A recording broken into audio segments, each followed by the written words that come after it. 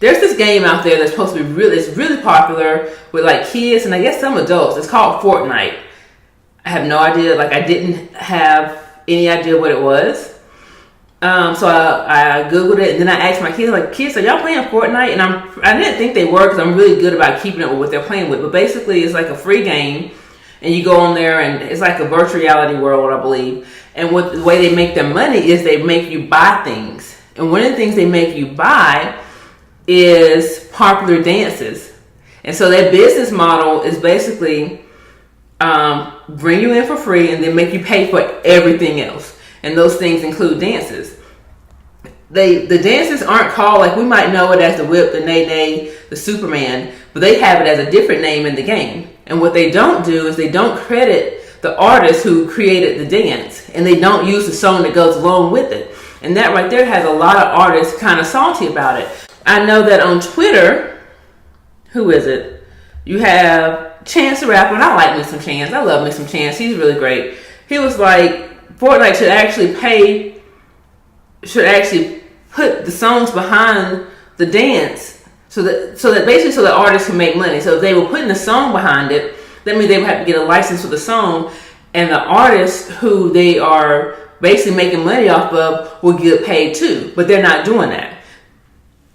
There's another one that says, I don't know who Block Boy JB is. If y'all know who he is, y'all tell me because I don't know.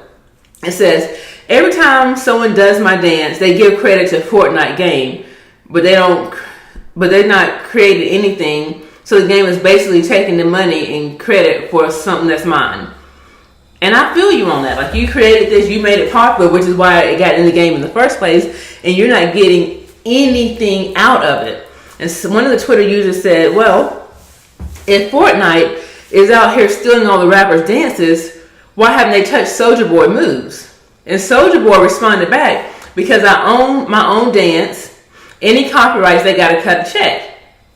And that really gave me pause. And I was like, that don't sound right, but let me check this out, because this is what I know.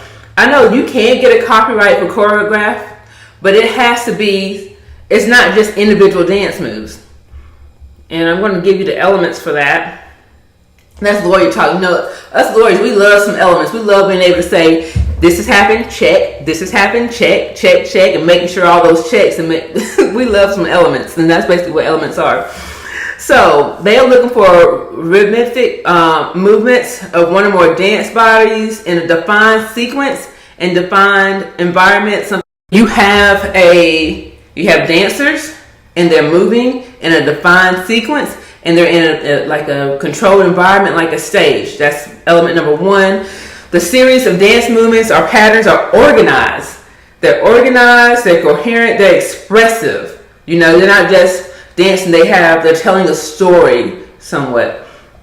It's going to be presented in front of an audience and performed by skilled individuals, and it's going to be set to musical or textual context.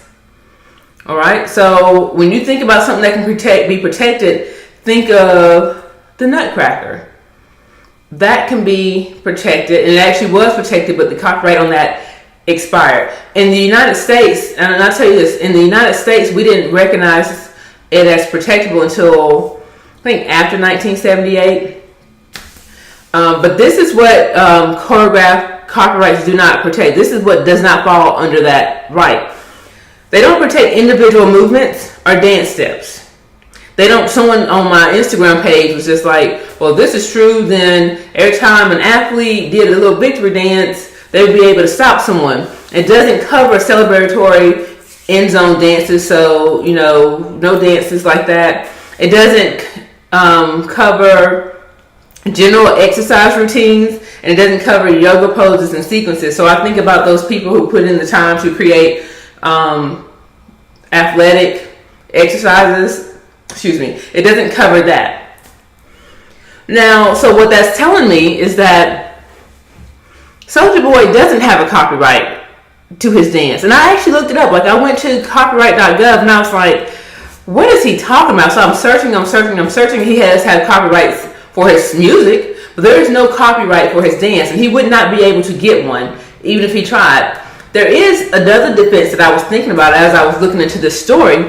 I was thinking about, what if instead of copyright, maybe he's thinking of maybe right to publicity.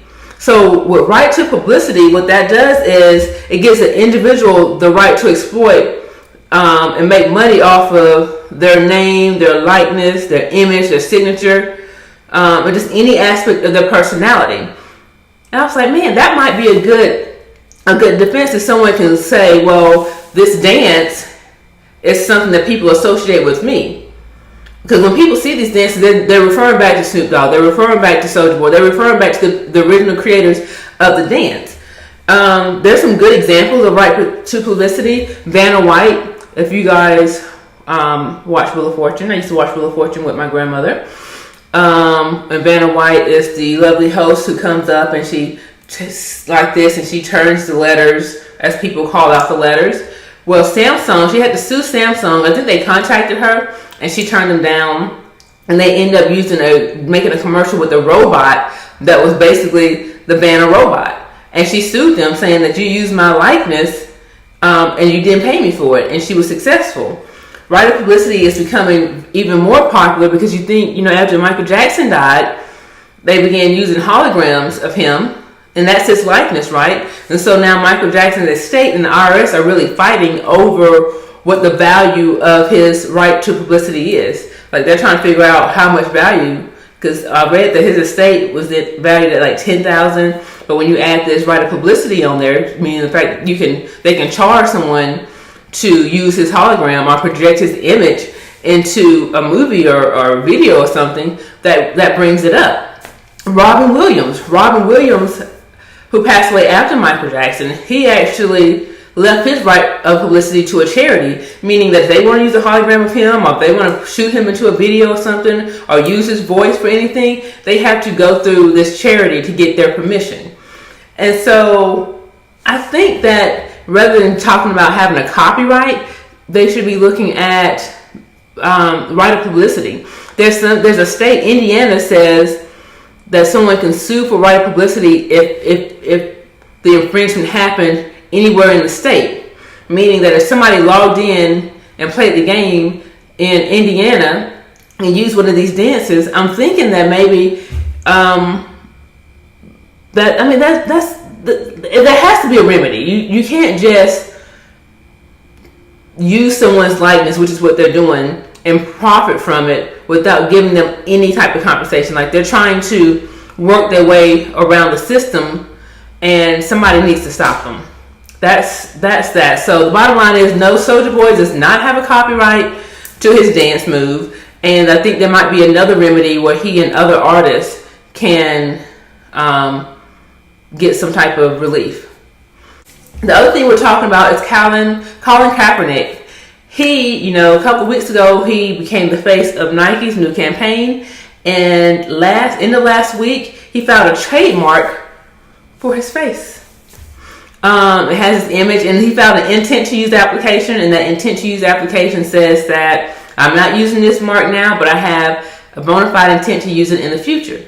And he used it for things like, workshops, I think lampshades, clothing, like the list goes on and on and on. So he has his application would go through the exact same process as someone that was actually using the mark. But what he needs to make sure that he's doing is actually using it as a trademark and not just trying to register his face. My husband had the idea that, maybe he was trademarking his face so that people would stop putting it on a t-shirt. Well, he didn't have to file for a trademark in order to do that. He would have ground under right of publicity. So what he would need to do is use his face in association with a good or a service. If it's not being associated with a good or a service, it's not a trademark. So I'd be very interested to see what products and services he will come up with using this trademark. All right, so that's what I have. So we had to talk about top 3 takeaways today. We will talk about that copyrights do protect choreograph, that does not include individual movements, and although the artists might not have a claim for copyright infringement, they might have a claim for right of publicity. Okay?